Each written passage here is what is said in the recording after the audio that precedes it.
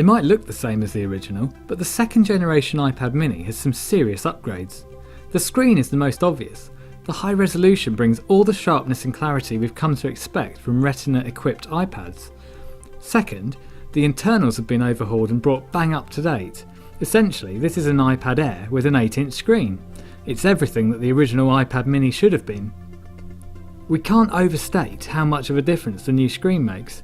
Having 4 times more pixels means photos and videos look crisp, as does text when you're reading a book or a web page. Holding old and new iPad minis side by side, the difference in clarity is easy to appreciate.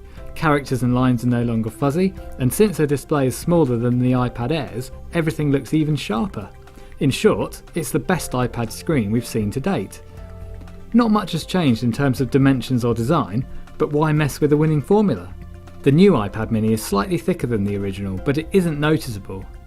There are weight gains too. The Wi-Fi model is 23 grams heavier and the cellular model 29 grams. However, holding the new iPad mini in one hand for long periods really isn't that difficult, but do bear in mind that it's a lot wider than a Nexus 7, so clamping it between your thumb and forefinger is probably the best way to hold it. Where the original iPad mini was underpowered, the new model is a powerhouse.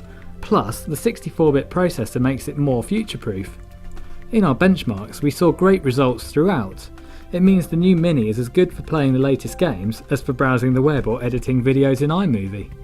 There's good news if you like to keep vast libraries of music, photos and videos on your iPad, as capacities range from 16 to 128 GB.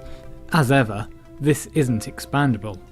The iPad Mini 2 comes with iOS 7, and you're entitled to download Apple's apps for free, including iPhoto, iMovie, GarageBand and Pages.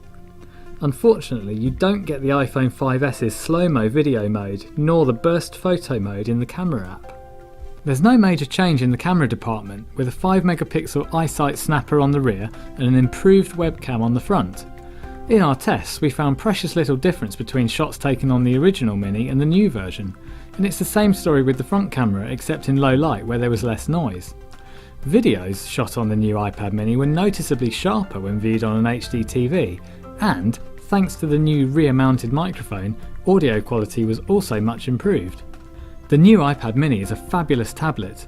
The screen is excellent and makes the minimal weight gain more than worth it. Performance is also excellent, and the 64-bit processor makes this much more future-proof than the original iPad Mini, just in case you're having trouble choosing between the two.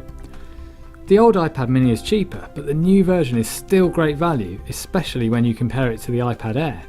We award 4 stars.